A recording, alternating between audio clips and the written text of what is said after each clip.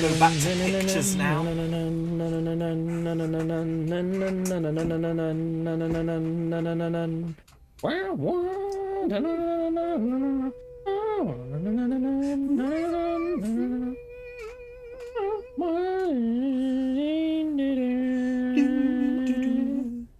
The Wheel in Spussy by David Whittaker and his six parters. God, we're only halfway through the story and there's been so many take us to the wheel. The wheel. Obey inside the wheel. You will take us to the wheel. It doesn't help that this is one of the lamest Cyberman designs. Not the lamest, but one of the lamest. Inside the wheel, you will help us. We are repeating the same lines over and over a fucking again while rocking backwards and forwards. We are top and tail in the wheel. Nighty night. Put us in the coffin. You will smuggle bananas from the plantation to the fruit shop. This is basically Breaking Bad. They're just smuggling meth. We are going to cook Cyberplanet. Don't you? Any orders to the contrary can come from Earth Central. That's what. He's already having a breakdown. He's going full Hobson in Fury from the Deep. These Cybermen of yours can't just walk into the wheel, you know. They will find a way. Oh, trust me, they'll bullshit their way in. I am Rassilon, and I approve of Beats by Dre. How many grams of meth did we give you? The wheel will become our space cartel. We will have blackjack and hookers. It's really interesting because all the supporting cast members, they speak with such precise BBC English. And then Patrick Troughton, he sort of like buzzes through a sentence like a bee. Lateral You reading talk of... to yourself. James Robert McCrimmon, do you realise what you've done? What have I done? Well, I was recording some very important readings, and now you're on my tape. Eh? Oh my god, using tape in the future. I am not like other girls. James Robert McCrimmon, you've airdropped nudes into my TikTok. Lateral reading of... What are you doing with my Google Drive, Jamie? What does this mean? Highland picked women in the flesh? Would you get me that driver over there? Oh, another graphics driver. The boys could do with a break. They work non-stop.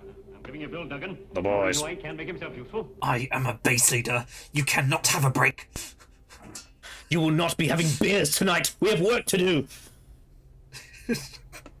There will be no cracking any cold ones with the boys.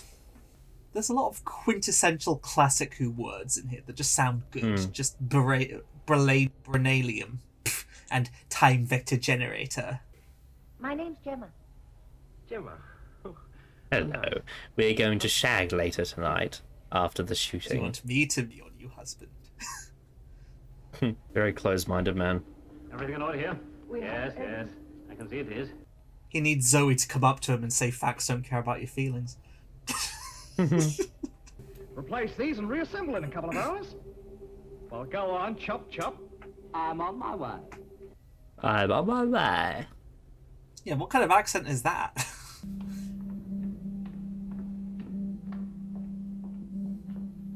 This is very Gary's mod, isn't it?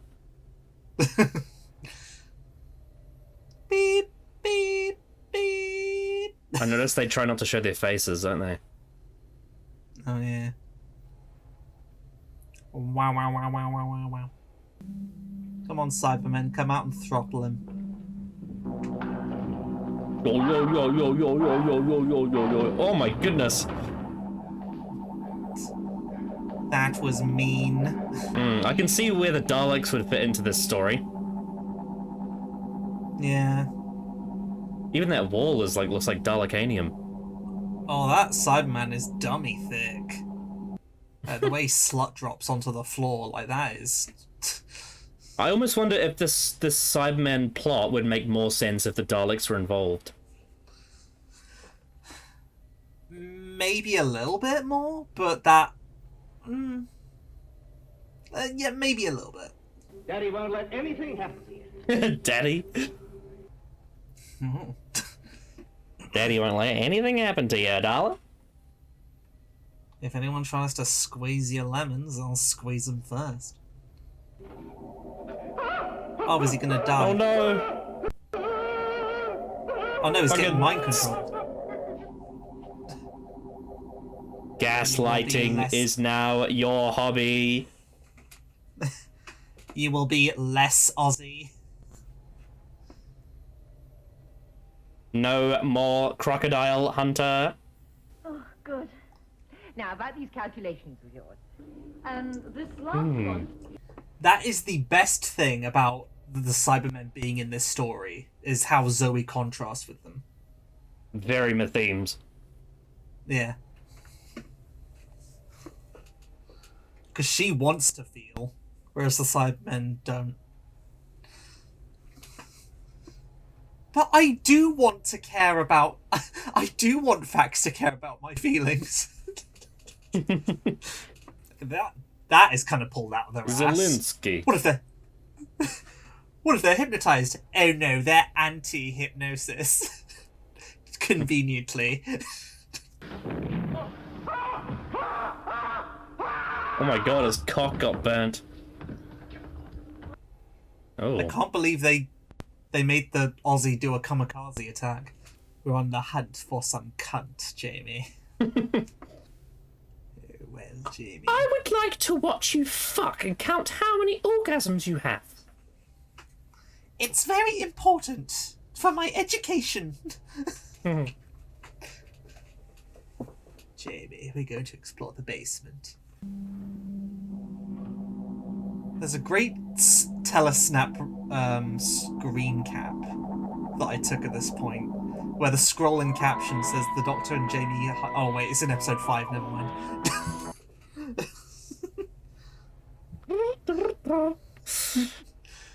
Well, that is episode 4 of The Wheel of Space. Yep. The poor Aussie man is no longer with us. He was actually one of the highlights in terms of character for the episode, I think. Yeah. It's a shame he's dead. Yeah. Yeah. Now I will say we actually did get something kind of good with the Cybermen in this episode, and that was smuggling them on the wheel using that transport box. That was actually quite good. Yeah. Shame about the plane suppose leading up that's- to it, but you know, it is what it is. Yeah. In its own context, it's like, aha, that's sneaky and infiltrative. But when you put it in context, it's like, you could have just invaded. Yeah. Yeah. And the whole thing of them... I love the way the dialogue's written with the brainwashed characters. It's just like the meteorites must not destroy the wheel. Meanwhile, the Doctor has... I was just going to say, like, the main character's sort of evolution has sort of restored back to sort of business as usual, where the Doctor's like, oh no, something's going down here. You've got to believe me. Yeah. We are in great peril. And if you don't believe me, we will all be destroyed. We are all bloody fucked. Mm. There's a lot of flubbing with the Doctor in this episode, but he is very panicky, so that makes sense. Yeah, the woman did an X-ray of the Doctor and did not notice 2 hearts. To be fair, she x-rayed his head. That's true. What is the thing about him having 1 heart in this story, by the way? Is it just the fact that she checks them and doesn't say anything? I assume so, yeah, because she did put a stethoscope to his chest and just didn't say anything. Yeah. Maybe that's an off-screen scene. She's like, you have 2 of them. And he's like, oh yes, birth defect. that'd actually be a really funny throwaway joke in an episode someday. But they didn't allow Robert Holmes into the script room until season 6, so he couldn't make that line. True, yeah. Oh well.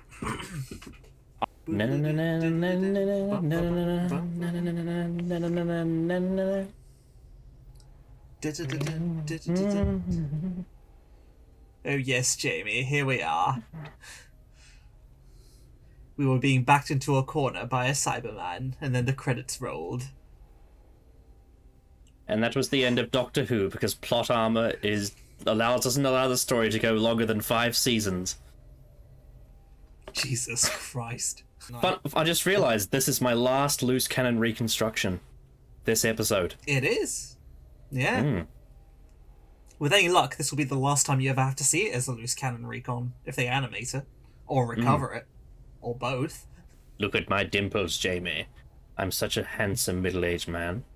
Daddy. The dummy thick Cyberman is coming down the stairs. Oh yes, Michael Phelps in silver. Hugh and I took a screenshot of that caption once. We managed to pause it, so it said the Doctor and Jamie hide behind a case and pee.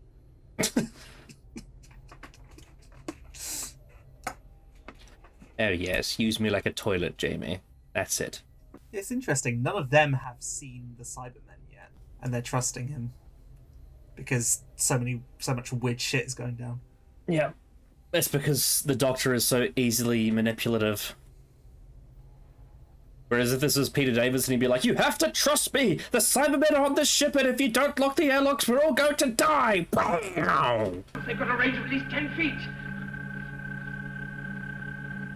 Oh no, plot armor.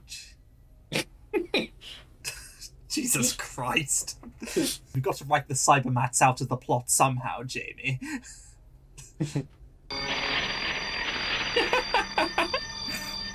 It's such a cute little explosion. It's not coming off our power source, that's for sure. Let's check it out. I'll come in your power source.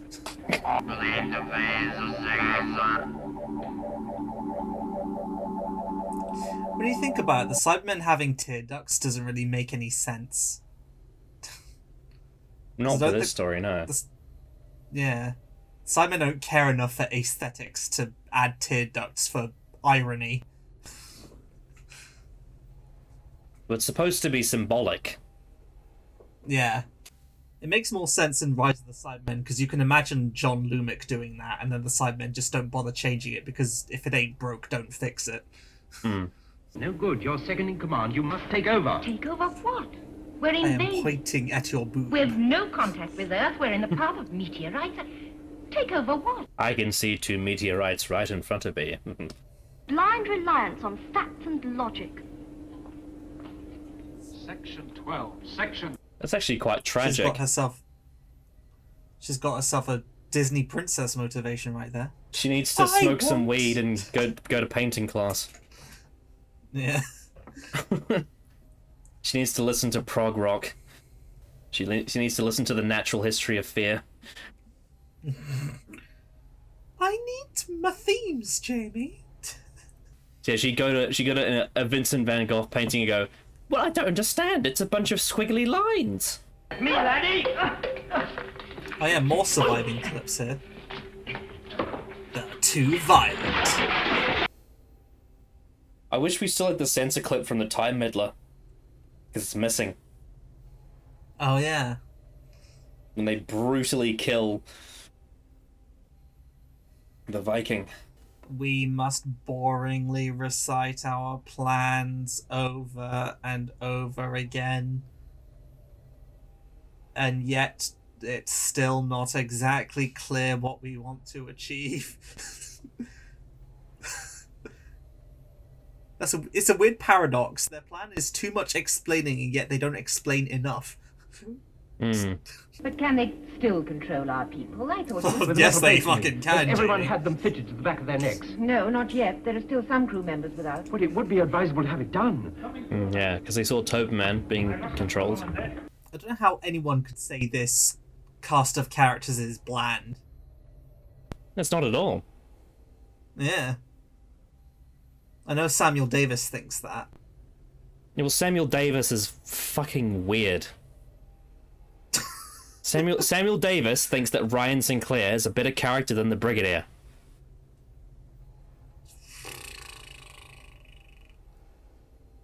Sam, you're nasty. You're Samuel nasty. Davis thinks Kill the Moon is a 10 and Inferno is like a 1. No, I'm listening to the Beats by train now. Take position from radar. Power maximum and normal. You're going to be seeing All this clip a systems lot. operating. Stand by to test blanket. That wall looks like a cheese grater. Power max 1000 amps, all systems green and steady. And fire. See what you mean. I'm much too busy. Besides, it's your fault. But it's not mine. What, isn't it? Well, yeah. No. The doctor called. Doctor. Oh. That is quite interesting conflict there. The weapons of the Unhumans have been There are Holy lava lava lamps lamps. in the background. Yeah. We listen to Britney Spears. We are early 2000s emos. Get out of my room, Mum. Follow me. I'm a teenage dirtbag baby. I voted for Kelly Clarkson. It is interesting how the Doctor has asked Jamie to do something quite dangerous, and at this point it's almost like it's expected. It's interesting. It's like desperate times call for desperate measures. Oh dear. No, the sassy girl. Rip Barbara Light. I was about to say Barbara Wright, but I meant Barbara Light. Barbara Light. It's kind of ballsy though, because not many female characters die in 62. So, like, sure you get your Katarinas and your Sarah Kingdoms, but it's not an often occurrence. The meteorite! They're heading straight for us! Oh no! The last cliffhanger.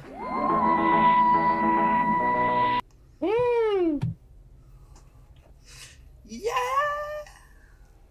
Wonderful. That was part 5. Yeah. Only one more You to are go. nearly at the end. Yeah, you're nearly at the end of this story, and so far, if I can speak for you, I think this is still a pretty decent story. It is. It's just the Cybermen plot is bullshit. That's the only problem. Yeah. Yeah. I don't have much to add. Like, still really great character stuff. Still really good,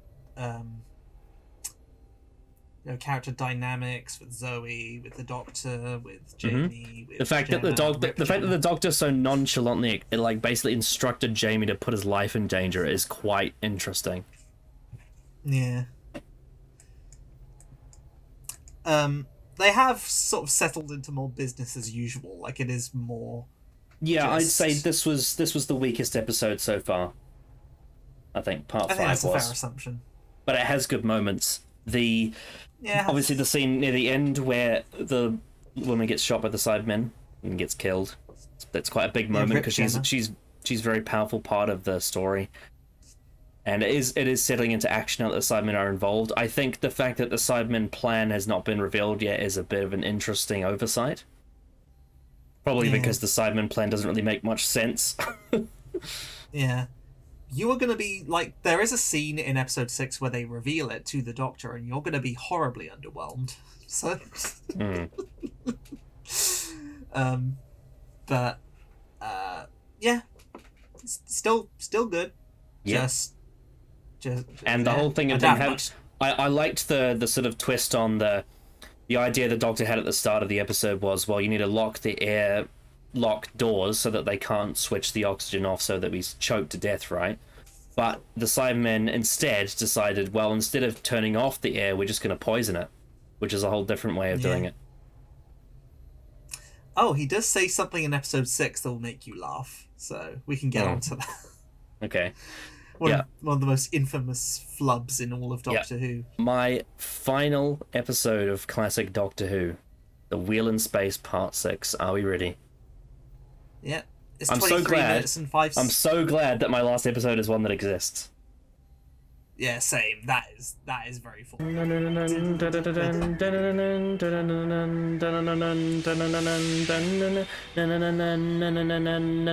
How will Jamie and Zoe survive the meteorites? I'm about to eclipse Dylan now. Yes. Yeah, but Dylan actively doesn't want to finish Classicu because he's a massive coward. Like, no.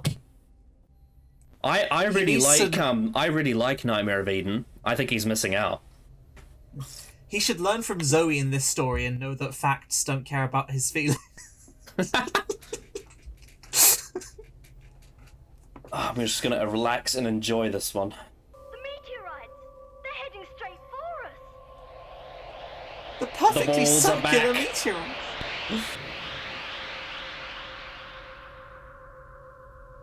That's not how gravity works. Unless you would say that some of the artificial gravity from the ship is leaking. Maybe. Also, I'm pretty sure if in this part of the future, because they have cordless spacesuits, they probably have a magnetic ability to them. That's possible, yeah. Yeah, like a magnetic signal. Say that, but Zoe was recording on tape, so... That is true. Well, maybe because they didn't want the tape to be, digital. Yeah, I know. I'm just taking the piss. I'm able to headcanon it in a way that makes sense in my head. I cannot headcanon the Cybermen plot though. That is nonsensical. Yeah, that's beyond the realm. But anyway, we're all going to be killed shortly unless you switch over to sectional air supply. What are you talking about? There's the flub. Poison the air. How do you know? Sexual air supply. She's in the oxygen. Right, well, I'll talk to her. This is the birth of season 6 Troughton. It's the nervousness of thinking that Jamie's dead. That is some powerful guilt. I thought you were going to say powerful gilf. She's not that old, Jesus. Well, I'll have you know that modern Doctor Who is not the only one that has character drama. I know, but it's like it's just because Classic Who doesn't zoom in on their faces as often, so you're not able to really translate the guilt as much, or the character drama, or whatever you want to call it. Hello, where's Jarvis? That's a good moment. Sits in his chair and then realizes, hang on, this is his chair. Where's he? Yeah. But you know what I mean? Like it's some. It's like imagine if you're on a movie set and you sit in Steven Spielberg's chair. You're like, hang on a second, where is he? Where's the director? Yeah. You're too late. Look, Jarvis, watch out. Oh no. They're gonna come and wrestle. This is gonna be for your Genesis of Androzani wrestling. You and Callum should review this scene.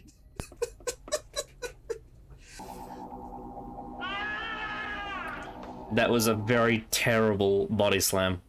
He didn't even turn him over. Turn it off! Turn it off! Oh, that's from your bloody meme video. Oh yeah, it is! Please select audio navigation. Oh my god, Zoe looks really cool in that spacesuit. Yeah. I feel as if someone's been hitting me all over with small Yeah, unlike hammers. Fury from the Deep, where the stressed out Hobson base leader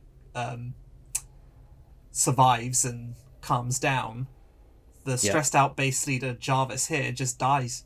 I personally have a bit of a kink for like cute girls wearing like really sort of manly clothing, like sort of workman's wear, whether that be like a like a button-up shirt or like a big suit or like a working thing. I don't know, there's something about it, the contrast of it, it's alluring. Fair enough. Anyone who says that's nonsense because Zoe is a child, he's talking about the actress. I'm talking about Wendy Padbury, not Zoe. Yeah. Fly. That cannot be reached. No, it is inside the force field. We must collect more lava lamps. Yeah. Like whenever girls wear like a sports jersey, like a male sports jersey, I quite like that. It's the equivalent of, guys wearing feminine clothing. But the opposite. Yeah, I know what you mean. Melons. Perry's melons. Something about the Cybermen's bare shoulders in this story makes them look very naked. We are sluts in this story. See, look, we're pumping white stuff into you. Brain sperm for the wheel. Present on the wheel. On the wheel. How does Donald Sumter feel knowing he's standing next to, or sitting next to a legend? The great Patty Tratty. Wonder how it feels being like a supporting character, actor, who's been across like multiple eras of the show like that, and they've to know they've co-starred against Troughton and Capaldi. And Pertwee. And Pertwee, yeah. Try and trap the doctor. Come on, let's get back and warn him. Ah, the typical Jamie thing of, oh, they're going to kill the doctor! We must warn him! Those are wonderful blueprints. That just leaves the emergency air tunnel. I'm sure Jamie So Mathieson maybe got some inspiration for Oxygen based on this. It's your neck. Look, Flanagan, the doctor's coming for the... I love the way he touched his neck when he said that. I never noticed that before. It's a very Pertwee thing, actually, to touch his neck. But he also touches... Actually, no, it's Tennant. Why am I not thinking it's Tennant that touches his neck? Pertwee touches his chin. Pertwee does touch his neck sometimes. But yeah, it is a Tennant thing too. Let's just be straight together at this point. Who cares? The doctor is coming to corridor 6. Return to the operations room and destroy the force field. These, you know what? The way I describe it, these are like Cybermen on low battery. I think that's fair, yeah. Oh. You know in Two and Cybermen when the cyber controller is on low charge? They're like that. Except with 1/10 the intelligence. 1/100th of the intelligence. Oh, just the way Troughton just nervously peeks out of a door and does that sort of hunched, hobbly body language, while also exuding such perfect, like, confidence. How does he do all this? There will never be another Patrick Troughton, and that's very sad, but also very based, because it means he's unique. He's a generational talent. I was afraid you'd get back to that. Well, you'd better come in.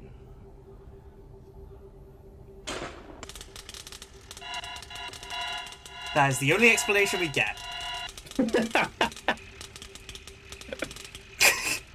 can't break through the field, I love that, though. I love the Doctor acting so timid to lure them in, and then... That shake was very similar to Rise of the Cybermen, actually. Oh, yeah. I'm trying to put some extra power into your laser. Line it up on the Cyberman's... So the time vector generator can just do any old shit, I guess.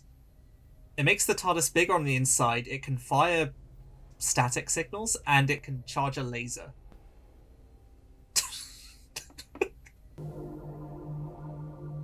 Oh, look at that ship. It looks like one of those nice foam pillows. See what you mean, yeah? We finally get to see this basement, but in footage. Yo yo yo yo yo yo yo yo. He is not important.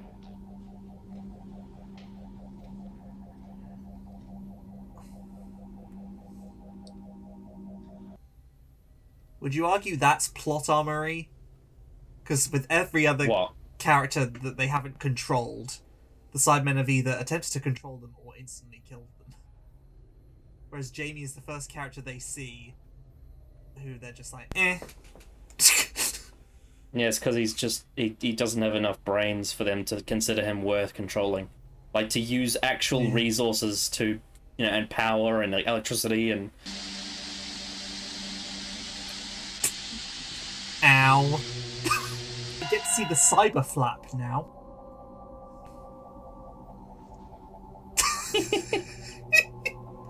I love it. I love the cyber flap.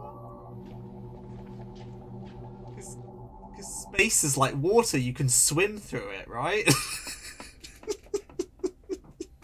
And follow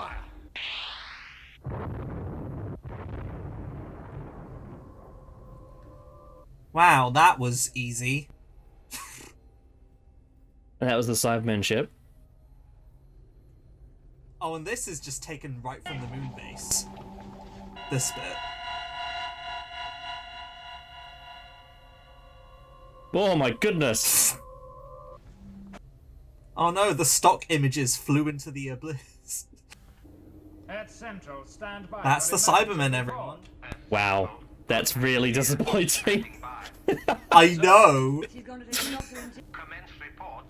Oh, hello there. Oh, they get to consummate their straightness. Oh yeah, both Jarvis and Gemma are dead, so now he's the leader.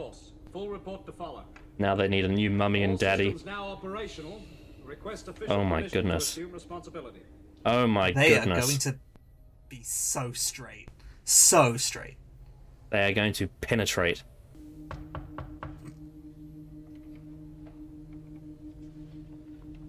Oh, he knocked 4 times. How about that?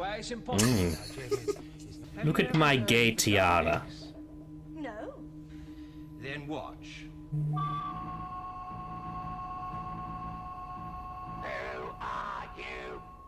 Hey. Let's watch a better story, Zoe. Technically, she never faces the Daleks. No, this is her only encounter with them. It's watching them on TV. I guess the 5 Doctors. I suppose, technically, they both appear in the same story. So that was The Wheel in Space. Yep. I've now seen the whole show for the next 2 days. Don't you feel satisfied? Don't you feel like you have conquered a mountain? Don't you feel like a true man? Yeah, I mean, it was a really fun character drama, but that Cyberman plot is balls. It is just the Cybermen are just worthless in this. Let's firstly talk about you. Can you please reiterate to me what their plan was, what they revealed it to be in part 6? Okay, let me think about this. I said this in one of my Universal videos. Like I did a video on The Wheel in Space. Like I have this series called Bad Apples where I review an otherwise celebrated writer's worst story. And the first one I did was David Whittaker, and I did The Wheel in Space. And I recounted like the Cybermen's whole bullshit plot in it. I'll probably send that video to you later. Anyone watching can check that video out. But okay, so the Cybermen want control of the wheel. But because the wheel has this like armament, like it has this laser to blow shit up, they can't immediately invade because they'd just be blown up. So they hatch this plan. It's to hijack a shuttle, and like cruise, and then from this shuttle, they will send Cybermats to the wheel to sabotage the X-ray lasers supply. Which honestly, that was all they needed to do, because if they sabotage the laser supply, the laser's non-functional, and then their fleet can just come in and invade. That would be so simple. That would be so logical. But instead, they decide that these 2 Cybermen should just like wait for the crew of the wheel to notice the rocket and bring them on board when they check out the shuttle. Because that's weird, because the wheel noticed the shuttle before their rocket beryllium supply was depleted.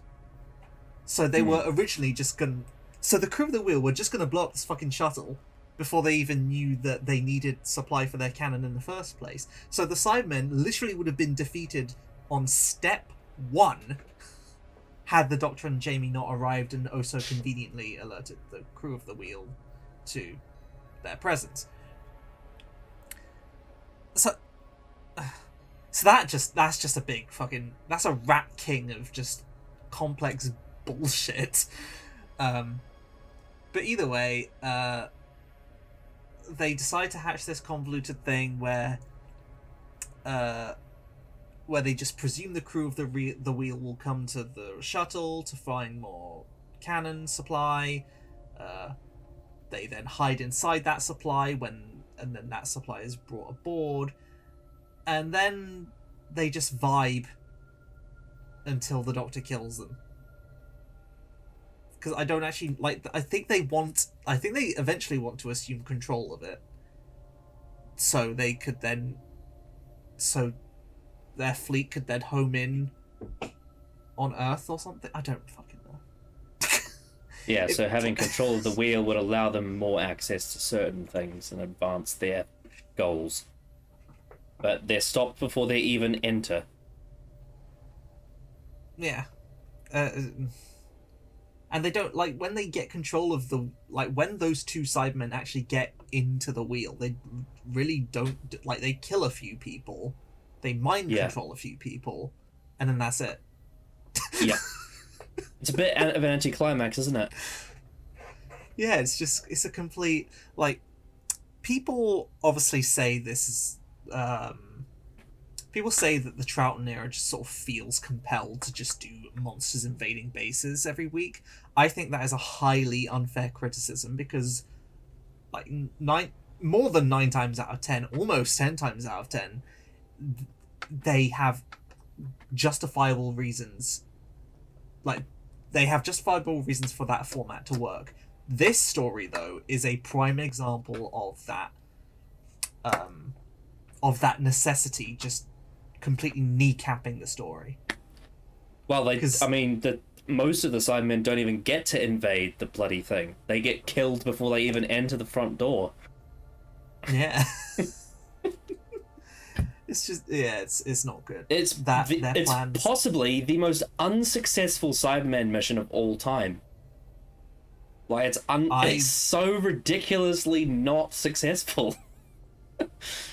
Yeah, and it's completely illogical. Like, there's the irony of it is that the only meaning that comes out of it isn't logic, it's actually feeling. They killed 2 important characters to this crew. Yeah, and Zoe contrasts with them well. Yes, thematically. That's the only plus to their inclusion in this story, because otherwise it's just like, because this story, it has this sort of like subtle background thing of like Jarvis fearing, you know, down to earth activists, people who don't think humans should go to space, and they should, like, that they want to come and sabotage the wheel and like bring the wheel down to earth, and so humans can't go into space. They should have focused on that. That would have been far more interesting than the Cyberman bullshit. Yeah, and actually have the Cybermen enter the wheel and have that take place and have the stakes be a lot more developed. Yeah. So yeah, the Cybermen in this are a bit of an L. Everything else, though, everything else is pretty good. Yeah, the characters are really good, actually, overall. Yeah, the like Tanya, Leo, Gemma, Jarvis, Bill, they're all pretty strong characters. Zoe, especially. Zoe, of course. Season 5 has this spectacular trend of like really great characters, and this story is no exception. Really great introduction for Zoe, gives her some good damage to want traveling with the Doctor to fill that hole with. Jamie gets some nice vulnerability, the Doctor gets to chill and then panic again. I definitely did notice in the story that David Whittaker is recycling a lot of things he's done before, though. You think about how they lost a crucial MacGuffin, they had to go back to get it. It's the same thing as the Daleks. Yeah, and the food machine. Also from the Daleks. Not that that's a bad thing, but like, it is kind of obvious, and it's I can definitely see why people would think this is a letdown of a story. Like, both because obviously its main pull is the fact that it's a Cyberman story, and the Cybermen are shit in it. So I can. The Cybermen are. The Cybermen are easily the worst thing about the story, and it's not even close. Yeah. And since that's its main appeal, being a Cyberman story, I can understand why people would think, like, I can sympathize with why some people would think it's not that good, but to say it's bad, I do disagree with. So I noticed that not only did the Cybermen have a teardrop, but they also have a spit drop below the mouth. Yeah, I don't understand that. Oil dribble. Also, yeah, I think the Cyber Planner may be one of the dumbest characters. Because if this whole Cyberman plan is the Cyber Planner's plan, which it fucking should be, because he's a Cyber Planner, then yeah, he's a dumbass. Wasn't a very good plan, was it? Yeah. But otherwise, I think it's a pretty good story. Can't wait for them to animate it. I do think it is the weakest of season 5, though. Yes, and I would say it's probably the weakest of David Whittaker as well. Yes, I'd agree with that, and most people do agree with that. Well, some I people say that in my. I mean, so think about it. Like, the Edge of Destruction also has a slightly ballsed up plot, but it's not as detrimental as this because it all revolves around a very specific character issue of paranoia. This also has paranoia, but the way that the Edge of Destruction does it is very focused, and its faults don't make it as egregious. And then you've got after that. Go ahead. I was just gonna say, at least with Edge of Destruction, it's just limited to the TARDIS. Yeah. Whereas this is like Cybermen, like a whole race of what are meant to be intelligent, logical creatures, and they just completely don't know. Yeah. Then you got the Rescue, which has a very obvious twist that there's literally no other person it could have been, but the character work is sensational. It's an exceptional character work. And then after that, I believe, is the Crusade, which is a masterpiece, beginning to end, basically. And then after that, I think, what did Whittaker do after that? It's going to be season 3, is it? He did Power of the Daleks and Evil of the Daleks. Oh yeah, because it was Dennis Spooner that did Daleks Master Plan, right? Yeah. Yeah. So Power of the Daleks is an absolute masterpiece. Evil of the Daleks is mostly great, but it has a few issues. And then David Whittaker. David Whittaker sort of had a hand in the Ambassadors of Death as well. I also think the Ambassadors of Death is better than this too. I agree, and that's quite interesting. Some distance. Who else? I think Ambassadors of Death. Well, it's Terrence Dix. It's Malcolm Hulke, Terrence Dix, Trevor Ray, David Whittaker, and there might be one other. Yeah, but think of that. That is a combination. Malcolm Hulke, David Whittaker, and Terrence Dix. That is. Yep, and Trevor Ray. There's a fourth person involved. Yeah, although I don't know who Trevor Ray is, but outside of that episode, he filled in for one episode, I think. Right. But it's interesting because not Malcolm Hulke. Who are we talking about? David Whittaker.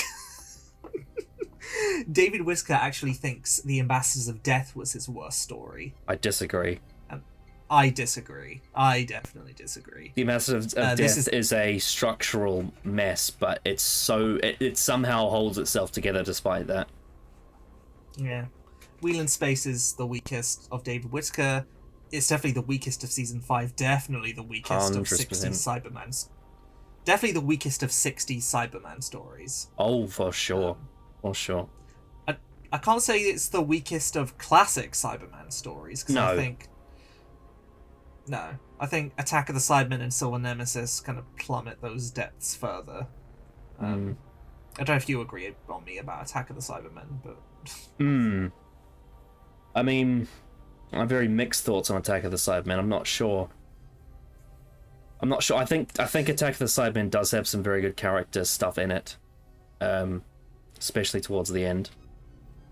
Yeah, it's difficult. It's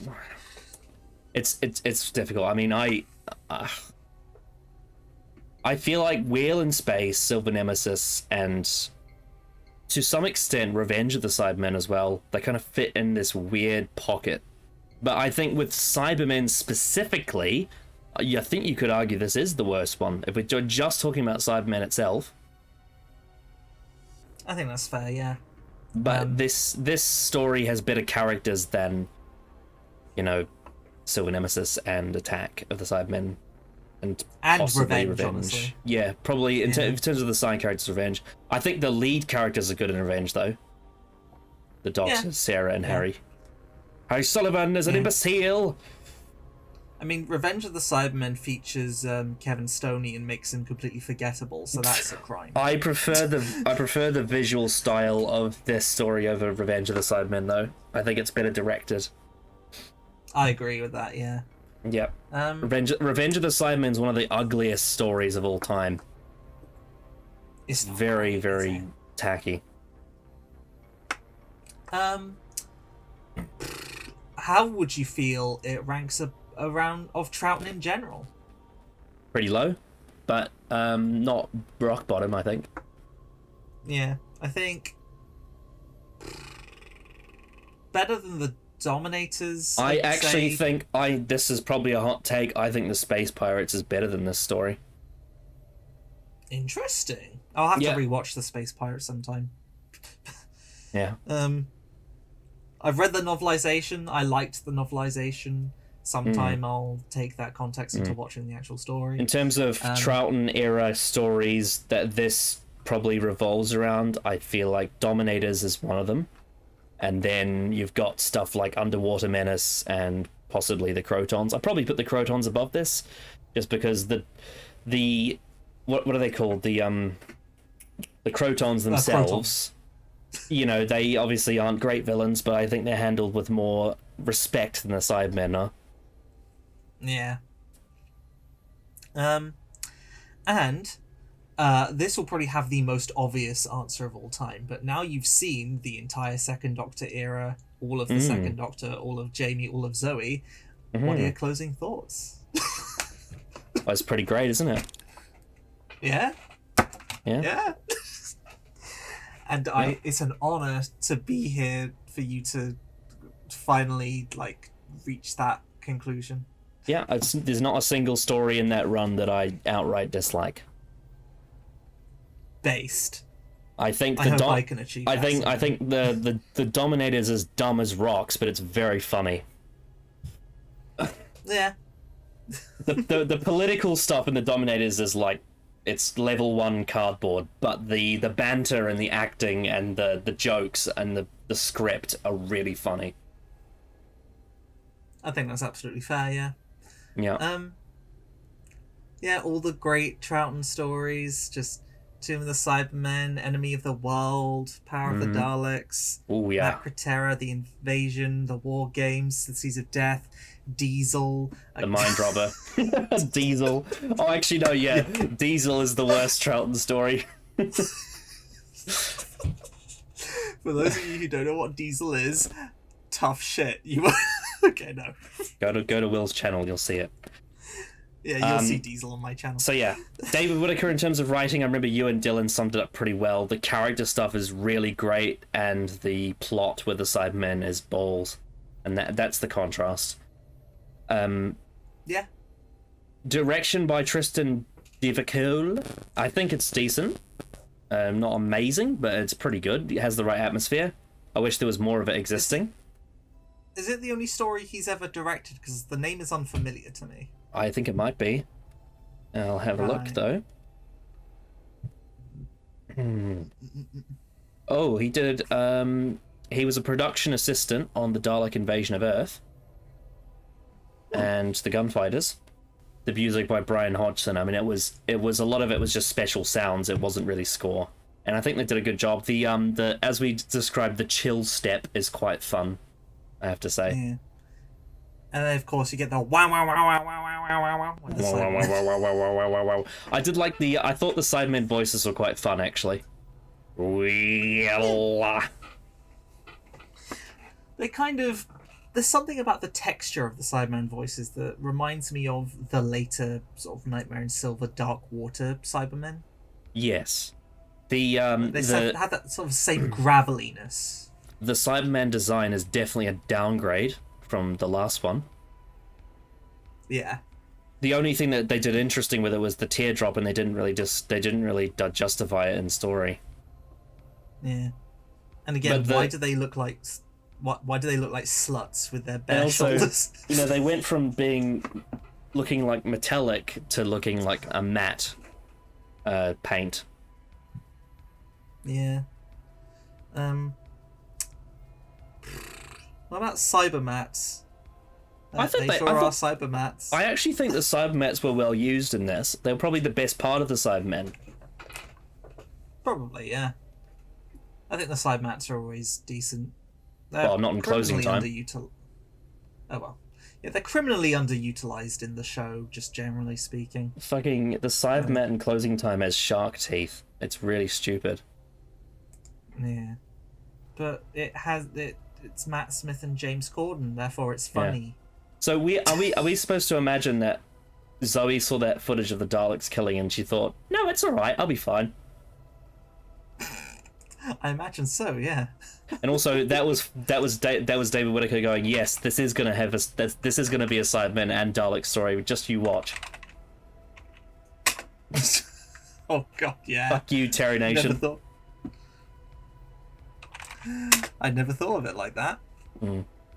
Yeah, my last ever experience watching Classic Who for the first time was seeing David Whittaker pull the finger at Terry Nation. Your last experience watching Classic Who was watching someone else watch Classic Who. Yep. If you stop and think about it. So it's just like The Witcher's Familiar then, because that has them watching Classic Who. That is true, yeah. You got the TARDIS wiki story notes? Yeah, I'm just sort of... apparently this was the last story that Peter Hawkins worked on.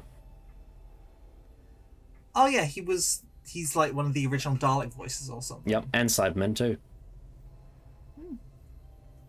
Oh, interesting. And then I believe in The Invasion, is it Roy Skelton or is it someone else? That is a good question.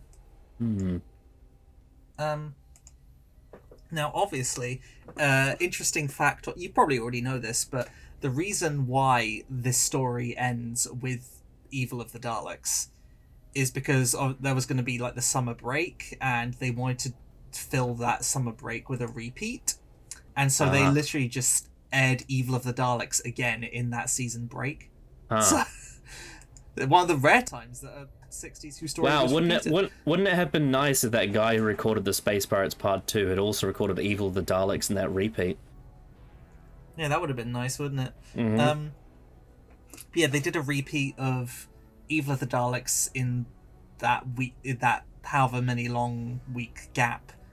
7 weeks, I guess. Wheel in Space, between Wheel in Space and Dominators, and at the start of episode 1 of the Wheel in Space, at the start of the repeated episode 1 of Evil of the Daleks, they actually got Troughton and Padbury to record new footage that they played over the episode. Like, it's Troughton being like, I'll send it to you actually, and then you can play it on the stream. I didn't know this existed. Me neither. I knew it existed, but I didn't know it survived. Is this canon? This is what happens after the Wheel in Space. Yeah. Wow. What about those Daleks? This is so interesting. I never knew this existed. Yeah. Interesting fact. So this fucking scene exists, but not the story.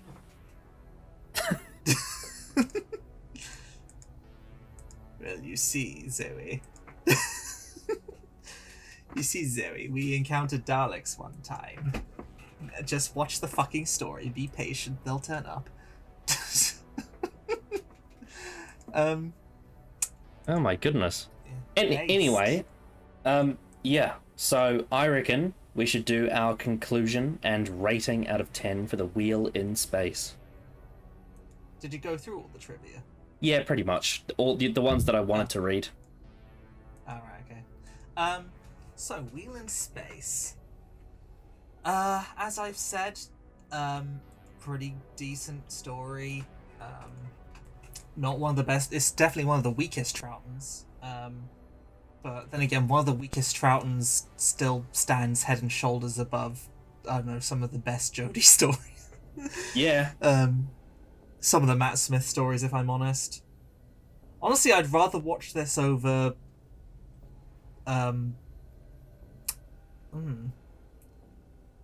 But I'd more readily watch this over a lot of, say, Colin and Sylve stuff, honestly. But that's because I just have that preference for 62. Not necessarily that...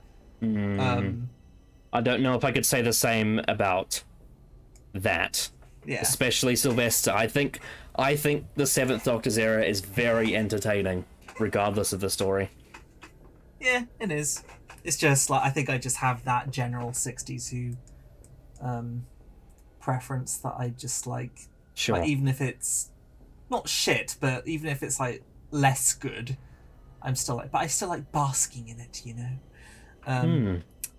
But yeah, it's pretty great for characters, pretty great atmosphere, pretty great things all around. It's just shoehorn Cybermen in, I guess, and then it's just, and it's interesting because I've listened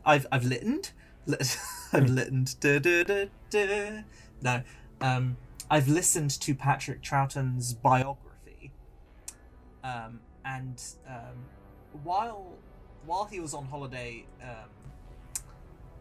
during episode 2, he and whichever son read his biography, I think it's David, they went on a fishing trip together, and Pat was just venting to him about like how frustrated he was, particularly with the scripts for Wheel in Space, because he really loved the idea of the Cybermen. Like, he absolutely loved the concept of them, but he was just so frustrated at them just being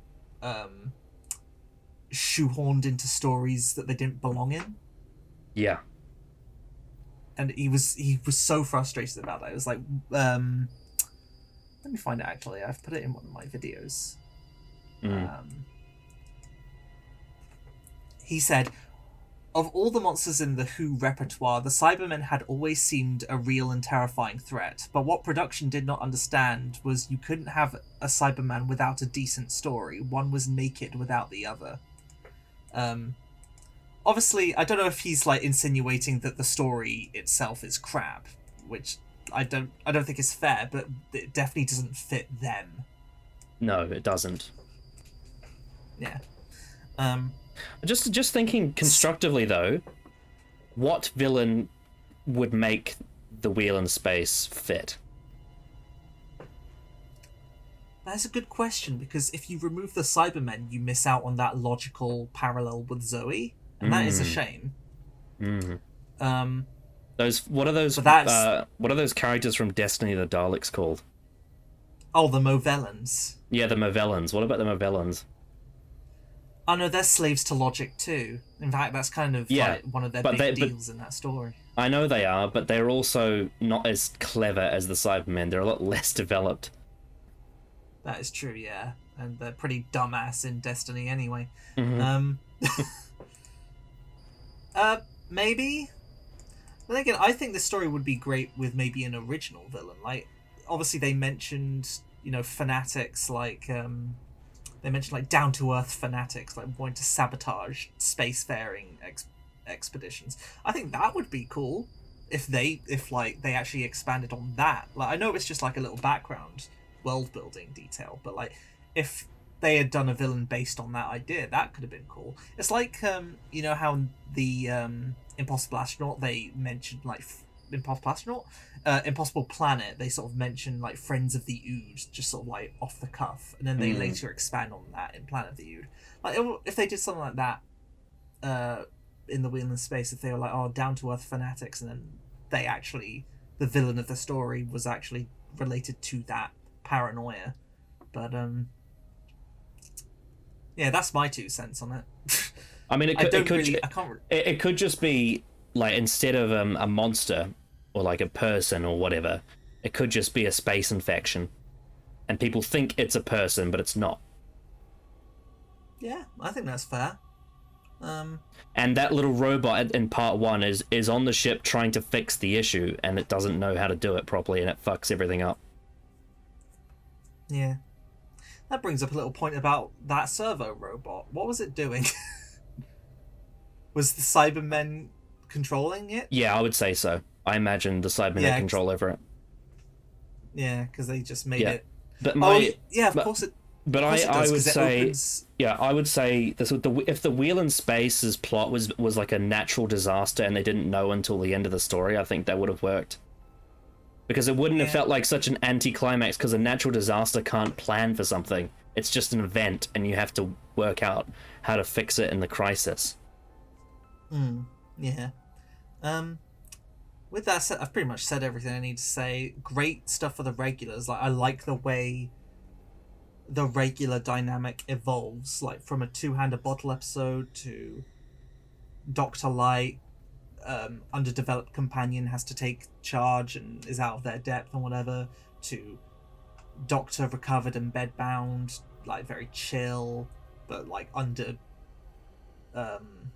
guard and imprisonment or whatever, and then it evolves more to business as usual. That's a really interesting flow. As well as giving those characters on the Wheel time to take center stage when they needed to. Yeah, and it's a great companion introduction that gives Zoe some good like damage. Yep. I fill that hole. I really like the setting. I think the setting is such a cool idea. It's a cool idea. I will say I never actually figured out what the Wheel is actually for. I guess it's just multi-purpose science shit. Well, there's a history of wheels being in space, like, you know, it's like a satellite structure. It just works. Yeah, it does its thing. Like, it has floor and it has a laser and it has. It allows you to sort of. It allows you to broadcast signal from all directions as well. Yeah, so it's a very multi-purpose thing. Very. Yeah. I guess 2001: A Space Odyssey. I don't know. I've only seen that film once, so I don't know. Well, it can also allow the ship to orbit or stay still, because if it's pointy, then it might be upset and it might be, I guess, angled. But if it's a wheel, then it's symmetrical, which works with the sort of the issue of not having gravity. Yeah. Yeah. Decent setting, decent characters. Because if a rocket ship starts to spin on a horizontal way, then you're in big trouble. Whereas if a wheel spins, it just stays where it is. Yeah, decent knowledge of gravity there. Yeah. But yeah, decent setting, decent supporting characters, great stuff for main characters, plot, and then Cybermen. And what's your rating? So I would ultimately. Ooh. It would be either a very, very high 6 or like a low to middling 7. So give it a 6.5 then. Yeah, I think that's fair. Because that's what I'm Maybe giving it. I'm also giving it a 6.5. I think that's the perfect number, because it's better than the Dominators and it's worse than the Crotons. That's my justification. Since this is your final Classic Who story, shall we make it nice and give it a 6.9? Oh my god. Yes, 6.9, let's do it. because that's what that couple are gonna do after the Wheel in Space. They're gonna 69. Oh, yeah, hell yeah, let's do it, bruh. Yeah, not a bad way to finish Classic Who. Not the best, but not a bad way. Yeah, but it ends with sex, so that makes it worth it. Yeah, true. Do you have any more closing thoughts on it? No. Other than agreeing with my score? Nope. And to sort of give perspective, that means that obviously I've seen every Classic Who story now, so that means that when we return with the finale of Worst of Classic Who, it will be Dimensions in Time. Technically not even Classic Who, it's just bollocks, but still works. This series I started in 2018, and I'm going to finish it in 2024 with Dimensions in Time. Oh yeah. What was the last episode that would have come out? Would have been Silver Nemesis. Yes. Okay, Matt calling you out. Okay, that we. Well, no, this isn't Worst of Classic Heroes. It doesn't count. It doesn't count. Okay. Even though it probably should be, honestly. For Troughton, I feel like this should be in Worst of Classic Who, over stuff like that is actually quite decent.